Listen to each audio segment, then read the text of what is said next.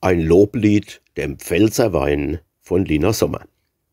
Ein helles Loblied will ich heute singen von unserem guten, edlen Pfälzerwein, der an der Hart in unserem Rebgelände, herangereift im goldenen Sonnenschein, frei soll und frank es durch die Lande klingen, hinüber über unseren deutschen Rhein. Weinfrohe Grüße soll es vielen bringen, wohl in die weite, weite Welt hinein. Der Pfälzer Wein, wer will es mir bestreiten, das ist ein Weinchen ganz besonderer Art. Ein Rebenblut voll Feuergeist und Würze, mit Lieblichkeit und feinem Duft gepaart.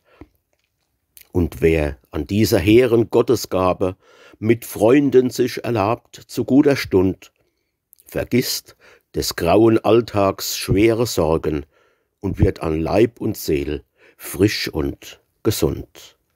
Wenn uns nun gar ein liebes Pfälzer Mädel den Wein kredenzt, mit Anmut und Geschick, und grüßt aus blanken, sonnenfrohen Augen, mit herzenswarmem, lustigen Schelmenblick, dann klingen unsere Gläser hell zusammen, und jedermann stimmt mit Begeisterung ein dreifach hoch den Pfälzer Frauen und Mädchen, ein donnernd hoch dem Pfälzer Edelwein.